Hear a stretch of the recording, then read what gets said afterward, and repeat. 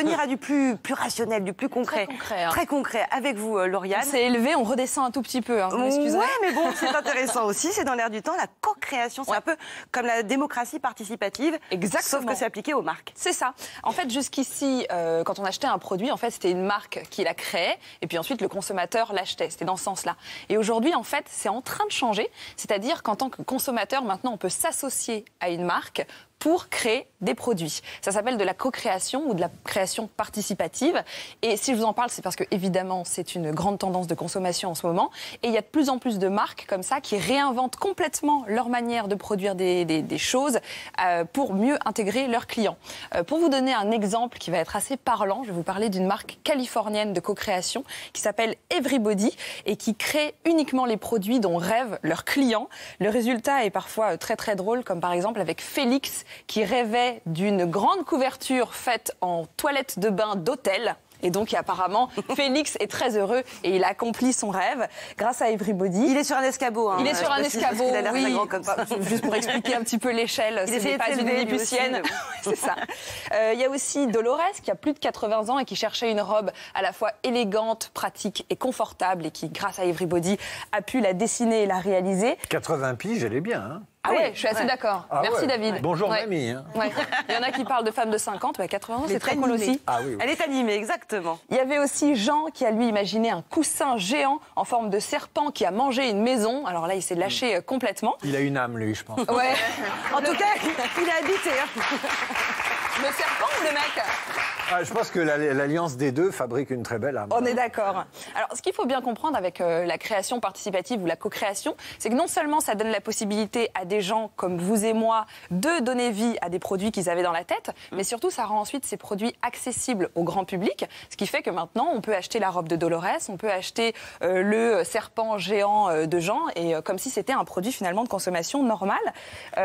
Finalement, si ça marche autant, c'est aussi parce que ça surfe sur notre besoin d'être écouté. C'est quelque chose qui a pris beaucoup d'ampleur avec notamment les réseaux sociaux. Et finalement, on se rend compte qu'il n'y a pas besoin d'avoir fait une école de design ou autre pour proposer une idée qui fonctionne et qui est distribuée au plus grand monde.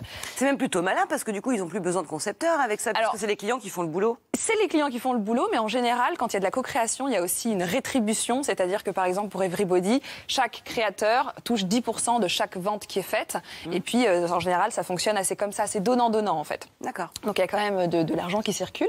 On a parlé d'Everybody, mais c'est vrai que la co-création, c'est une tendance qui marche aussi en France, comme avec la marque de produits de beauté Gelée, qui est toute récente, elle a quelques mois. Alors, eux, ils demandent à leur communauté quels produits ils devraient lancer et ils soumettent ces idées au vote du public pour faire un petit peu le tri. Parmi les idées qui marchent le mieux en ce moment, il y a celle notamment d'Edith. Celle-ci, tu l'attends. Celle d'Edith qui cherche une crème anti-frottement pour l'intérieur des cuisses. Mais ça existe déjà ? Pas vraiment. Pas vraiment, bon, pas sous une forme où c'est vraiment dit que c'est pour le frottement de l'intérieur des cuisses. Ah oui, d'accord. Bah oui, c'est pas très vendeur. Hein, voilà. Anti-frottement, c'est-à-dire que quoi, les cuisses ne En fait, il y a des filles qui ont les cuisses qui se touchent, c'est tout à fait normal. Et quand on met une jupe l'été, on a chaud et ça frotte. Les coureurs ont ça. Oui, les c'est une sportifs. sorte de talc, alors du coup. Moi aussi, j'ai ça quand je suis en surpoids. Bah ouais, mais en général, je suis obligé de Non, il n'y a marcher pas besoin les d'être en jambes surpoids, mais écartées. la normalité veut que les cuisses se touchent quand Pas même. toujours, il y a des Sauf gens à qui ont de la être, chance, ils n'ont pas les cuisses qui se touchent. c'est vrai. Vous parlez Ça des brûle mannequins même si vous improbables. marchez Et ça trop. brûle. Et il n'y a pas vraiment de produit qui soit fait pour ça. Donc Edith s'est dit, tiens, ce serait bien d'avoir une crème dédiée. Il y a aussi Sophie qui rêve d'un gel rafraîchissant post-tatouage. Donc voilà, qui va pouvoir voir son rêve se réaliser.